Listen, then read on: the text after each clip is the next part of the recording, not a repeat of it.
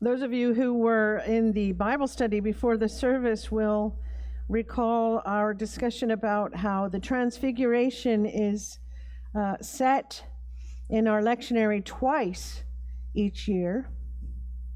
We always read the story of the Transfiguration on the Sunday before Lent, and then we read it again in the fall.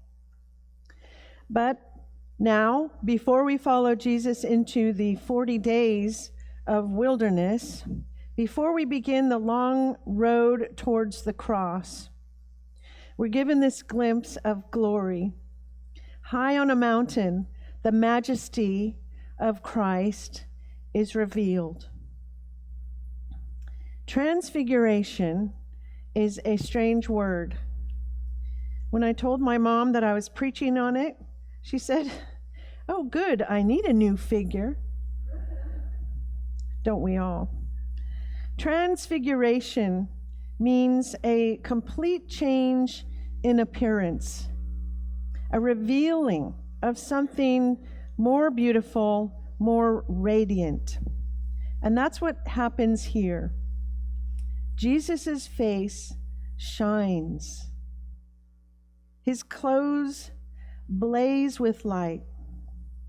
For a moment, the disciples see him as he truly is, in his divinity.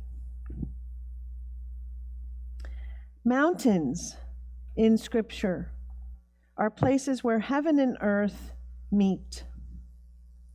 Moses met God on Mount Sinai.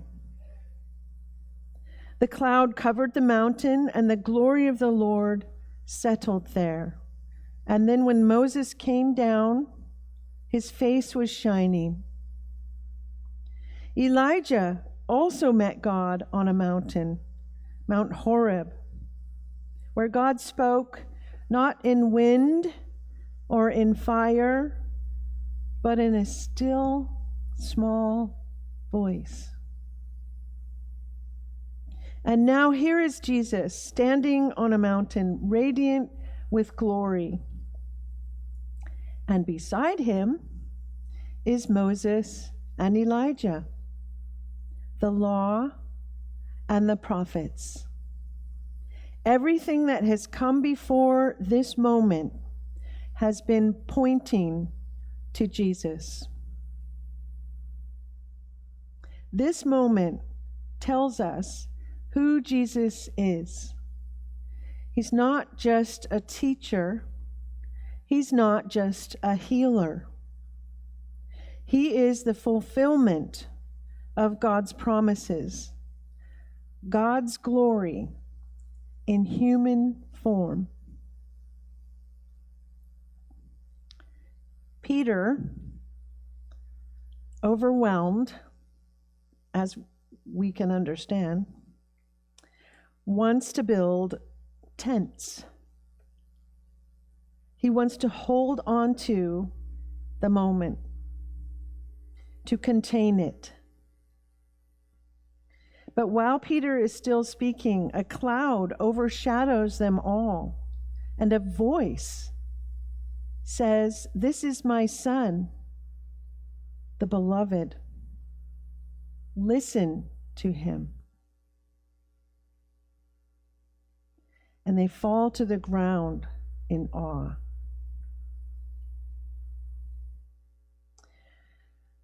Notice the command is simple.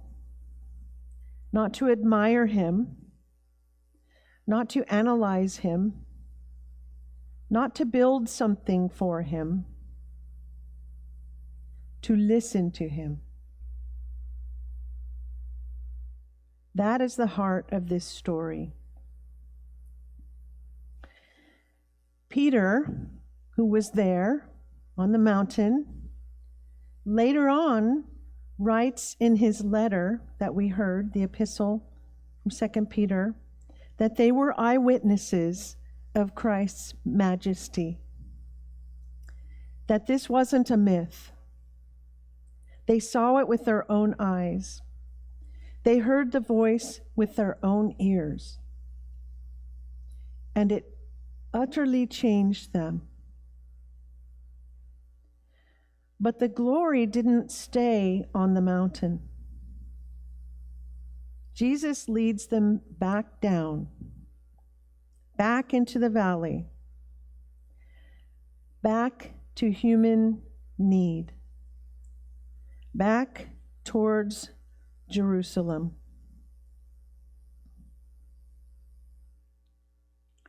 Mountaintop moments are gifts from God. Many of us have had them. Moments when God felt unmistakably near. Maybe out in nature. Maybe in prayer. Or in music. In suffering. In serving. And in this very church. But those moments are not meant to be preserved like souvenirs. They're meant to change us. We don't live on the mountain. We live in the valley where people are hurting, where forgiveness is needed, where hope is fragile. The Transfiguration reminds us who Jesus is before we walk with him towards the cross. It reminds us that the one who will suffer is also the one who shines with divine glory. And it reminds us of our call. Listen to him. Listen when he calls us to forgive. Listen when he calls us to serve. Listen when he calls us to trust. We cannot stay on the mountain, but we do not walk into the valley alone. The glory that we glimpse there goes with us. So as we prepare for this coming season of Lent, may we listen to Jesus closely. May we follow faithfully. And may the light of Christ shape us on the mountain and in the valley.